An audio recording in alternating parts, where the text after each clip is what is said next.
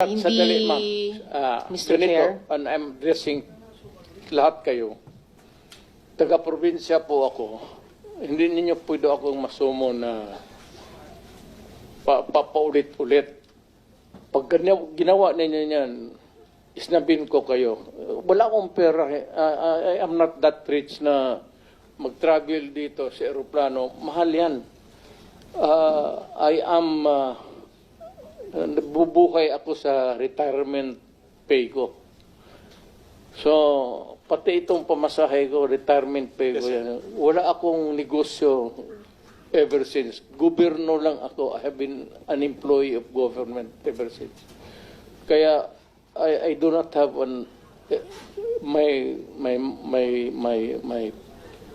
my public life is open to everybody. So, magastos masyado, ma'am. Kaya, kung maari lang, tapusin natin ito hanggang bukas. Huwag na tayong umalis dito. Thank you, Mr. President. Salamat kayo, Mr. Yes, sir. Chair. Tapusin talaga natin ito. Tapusin natin ito dito ngayon. Huwag tayong umalis dito hanggang umaga. Umabot man tayo hanggang umaga bukas.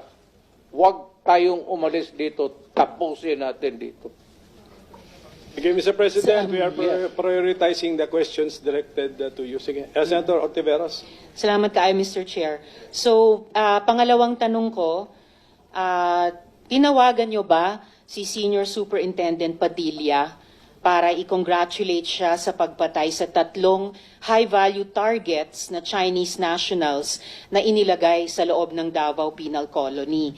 Kasi sinabi nyo daw, congrats Superintendent Padilla, job well done. Pero grabe ang ginawang dinuguan.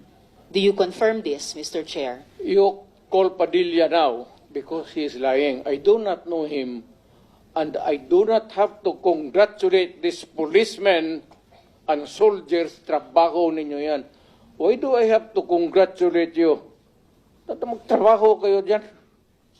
So you do not confirm na tinawagan nyo si Senior Superintendent Padilla?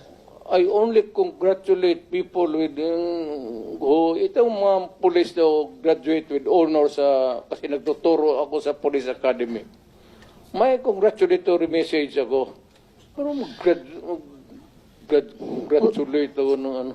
Well, Mr. Chair, of course, absolutely hindi naman natin kailangan investigate yung graduating with honors sa academy. Pero yung EJ case sa war on drugs, kailangan talagang kaya natin iniimbestiga. Kaya ma'am, huwag tayong umalis dito sa kwartong ito hanggang matapos ang gusto ninyong kunin sa akin. Well, Mr. Chair, so yung huling tanong ko for today, for the record, Bakit ano po? tinawag Mr. ninyo Chair. ako dito tapos yan lang ang huli ninyong tanong? May mga colleagues pa yata tayo, Mr. Chair, na magtatanong sa dating presidente. So, for the record, sinasabi nyo ba na ang mga drug users at drug criminals ay dinideserve nilang mamatay na lang kaysa pumunta sa jail? O para i-paraphrase ko si Patricia Evangelista, do some people need killing, Mr. Duterte? Ma'am, presidente ako. Nagagastos ako sa gobyerno. Bakit ako magbubuhay sa mga putang inang yan? Kung yung pera na ipapakain ko dyan sa preso, ibigay ko na lang doon sa mga tao dyan sa walang bigas. So, mas okay Walang kung trabaho. patayin sila kaysa ipreso Wala akong pakialam sila? dyan sa kriminal, ma'am. So, thank you for making that of Kung record. pakialam sa kriminal kung saan silang impernong gusto nilang pumunta. Well, Mr. Chair, for the record, You make your own history in this planet. yes, Mr. Yun Chair. ang gusto nilang mangyari. Doon sila sa impyerno at doon tayo magkita. Well, Mr. Chair, wala namang jurisdiction ng Senado sa impyerno. Dito lang sa bansa natin pwede tayong mag-investigate. Ba't doon tayo pupunta? Well, wala po akong ambisyon pumuntang impyerno pa. Pero Mr. Chair, hirain kita, ma'am.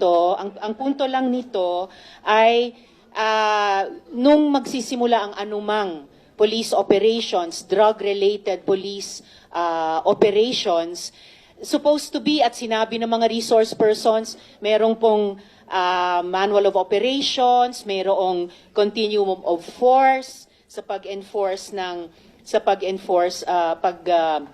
implement ng police anti-drug operation. So, ang premise is, yun na nga, arrest muna at build the case.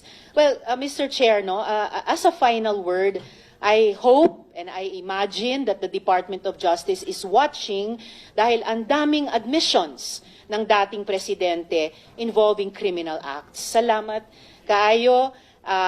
Kasaysayan na lang po maghuhusga. Salamat kayo, Mr. Chair. Thank you, Senator Mr. Ontiveros. Chair. Yes, go ahead, Mr. President. Nagtataka ako hanggang ngayon ng Justice Department hindi pa nag-file ng kaso hanggang ngayon. Katagal lang.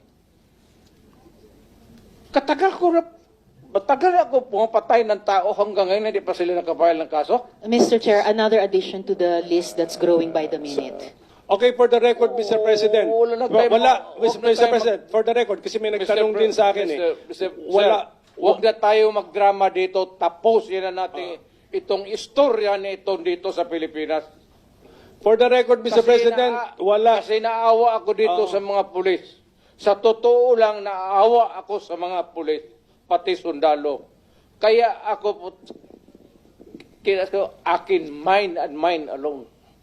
Pag nag-inutusan ko ito, mag-operate itong mga buang na ito, kung anong mangyari, akin yan. I'm emotional because I've been longing to state this particular sentiment. Protektado ko yan sila.